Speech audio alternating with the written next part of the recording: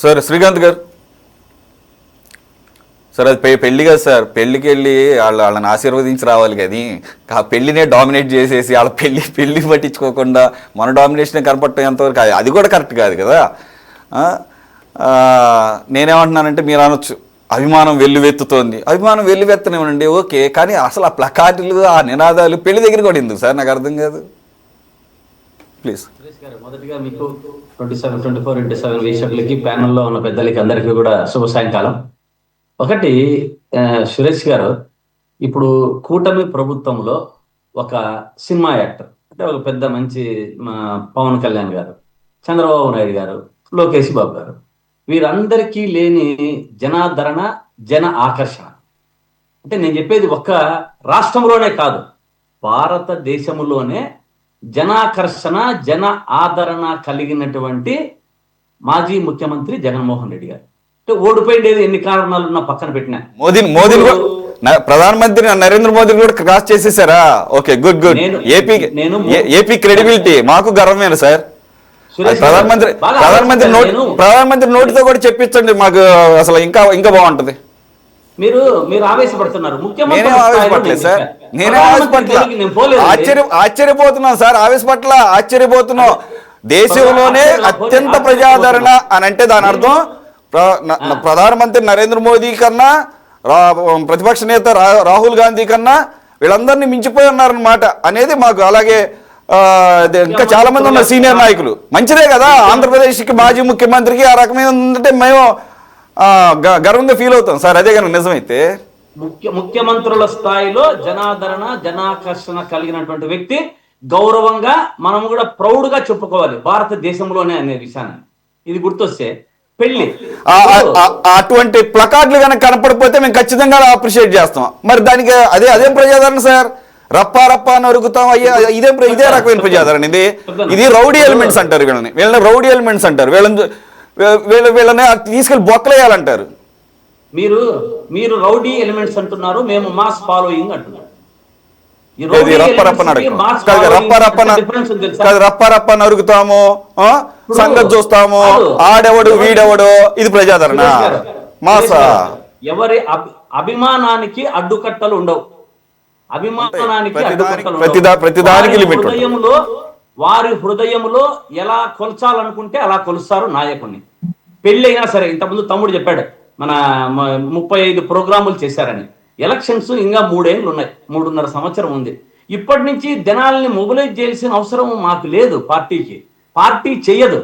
ఎవరు నాయకులు కనపడినా, ఇంతకుముందు అన్న చెప్పాడు మన ఈయన పేరుని నాని వచ్చాడు, వీళ్ళందరూ వస్తే జనాలను మొబిలైజ్ చేసినట్ట.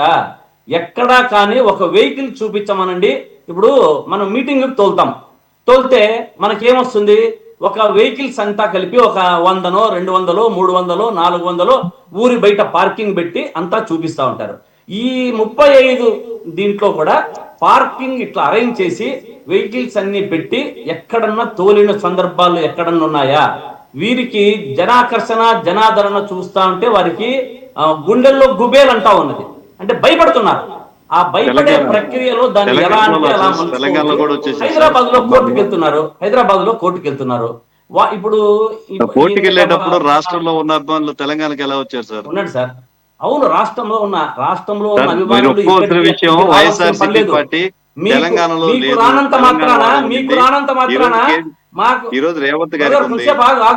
మీకు రానంత మాత్రాన మాకు రాకూడదని ఉందా? అది జగన్మోహన్ మాకు రావద్దు అనేది మీరు మాట్లాడలేదండి. పవన్ కళ్యాణ్ గారు వస్తున్నారంటే ఎంతమంది వస్తారు, అందరూ ఎలా కట్టడి చేస్తున్నారు? మీరు చెప్పే మాట హాస్యాస్పదంగా ఉన్నప్పటికీ విశేష ముఖ్యమంత్రి 11 సీట్లతో ఓడిపోయారని మీరు మర్చిపోయారు. మీకు లేనప్పటికీ పవన్ కళ్యాణ్ గారి గురించి మీరు మాట్లాడాల్సిన అవసరం లేదు. దేశ స్థాయిలో గుర్తించదగ్గ నాయకుడు పవన్ కళ్యాణ్ గారు. ఇక్కడ కాదు, ఏ రాష్ట్రానికి వెళ్ళినా కూడా పవన్ కళ్యాణ్ గారి చరిష్మా వేరు. మీరు మాట్లాడే మాటలు మాకు హాస్యాస్పదంగా ఉన్నాయి.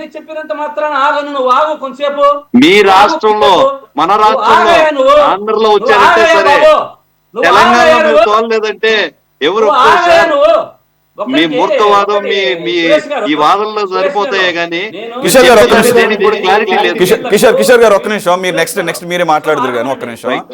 ఓకే, మీ వర్షన్ నాకు అర్థమైంది. మీరు రీజనబుల్ గానే ఇంటర్ఫియర్ అయ్యారు, అందుకనే నేను వెంటనే ఆపలేదు. ఒక్క నిమిషం శ్రీకాంత్ గారు, ఒక్క నిమిషం ఆగండి సార్. ఒక్క నిమిషం ఆగండి సార్. ఓకే, ఎవరికి రారు, పవన్ కళ్యాణ్కి అంత ప్రజాదరణ ఉండదు, లోకేష్ కి అటువంటి ఉండదు కాదు సార్. ఒక్క నిమిషం, మీకు ఒక 10 మంది వస్తే వాళ్ళకి 5 రన్ వచ్చారు కదా, ఎక్కడన్నా ఇది పవన్ కళ్యాణ్ గారియే తీసుకున్నాం, వారాహి యాత్రలు ఎలా జరిగినాయో లోకేష్ గారిది అది ఆయన యాత్రలు ఎలా జరిగినాయి చూసాము. ఓకే, మీ దృష్టిలో అది పెద్ద జనం కాదు అనుకుందాం కాసేపు. వచ్చిన వాళ్ళలో ఎవరన్నా ఈ రకమైనటువంటి ప్లకార్డులు ఎవరైనా ప్రదర్శించడం ఏమన్నా మీరు చూసారా?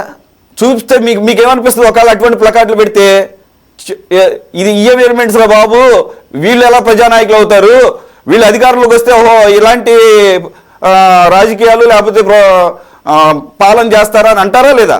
మీరు ఒక్క నిమిషం ఈ రకంగా రివర్స్ ఆలోచించా మాట్లాడండి. ప్రతిపక్ష నాయకులు మిగిలిన వాళ్ళ యొక్క ప్రదర్శనలో 10 మంది వచ్చినా 5 వచ్చినా కానీ వాళ్ళు ఎవరన్నా ఇటువంటి ప్లకార్డులు ప్రదర్శించారా? ప్లకార్డులు ప్రదర్శిస్తారు, కానీ ఈ రకమైనటువంటి. సరే సురేష్ గారు, మనము రివర్స్ గా ఆలోచిస్తే ఆ పని వీళ్ళే చేసి ఉండకూడదని మనం ఎందుకు అనుకోకూడదు? ఆ పని వీళ్ళే మనుషులను పెట్టి చేసి ఉండకూడదని ఎందుకు అనుకోకూడదు? చెప్పినట్టే రివర్స్ మనం చెప్పినట్లే రివర్స్ డీగ్రేడ్ ప్రభుత్వం ఒకటి కాదు, వ్యక్తులు గాని ఒకటి చేయడం లేదు. వీళ్ళకు ఆ పరిపాటి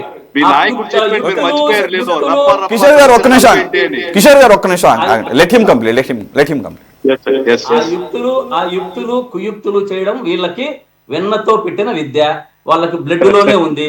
అది వారే చేయకూడదని ఏమి నమ్మకం లేదు, వారే చేసిండొచ్చు. కాకపోతే జనాలు మాత్రం స్వచ్ఛందంగా జగన్మోహన్ రెడ్డి ఎక్కడుంటే, ఒక పెళ్లి అయినా సరే, ఒక మిర్చి యార్డుకు పోయినా సరే, ఒక పొగాకు దీనికి పోయినా సరే, ఒక పెళ్లికి వచ్చినా సరే, ఒక దేనికన్నా నిర్యాణం అయినాక వారిని పోయినాక చూసినా సరే, ప్రతి ఒక్కదానికి వారిని మేము ఎక్కడా స్వచ్ఛందంగా వారికి వారు రావడమే తప్ప ఎవరు కూడా తోలే ప్రసక్తి లేదు. మేము తోలము, జనాకర్షణ వస్తూ ఉంటారు. కాకపోతే ఇది వారే చేస్తున్నది కుట్ర. ఈ కుట్రలో భాగమే ఈ ప్లే కార్డు వాళ్లే పెట్టించి ఈ యొక్క మనకు తెర మీదకి తీసుకొని వచ్చి ప్రజలలో డిగ్రేడ్ చేయడానికి చేస్తున్నారు అనేది నా యొక్క ఇది అభిప్రాయం. ఓకే సార్, యాక్చువల్గా మీరు కరెక్ట్గా చెప్పారు. ఈ రకంగా జగన్మోహన్ రెడ్డి గారు మొదటి రోజే చెప్పుంటే కనుక బాగుండేది. ఏది మా కార్యకర్తలు ఈ రకమైన ప్లకార్డులు పట్టుకోరు, మాది ఇటువంటి సంస్కృతి కాదు, సంథింగ్ రాంగ్, అది ఎవరో మా దాంట్లోకి వచ్చేసారు. ఏది సింగయ్య టైం నుంచి కదా ఇది మనం చూస్తుంది. కానీ ఆయన ప్రతి దాంట్లోనూ కూడా దాన్ని చాలా ముచ్చటపడుతున్నాడు, చాలా ఆహ్వానిస్తున్నారు మీ నాయకుడు. మీరు మాత్రం ఖండిస్తున్నారు. అట్లీస్ట్ అంతవరకు సంతోషం. కిషోర్ గారు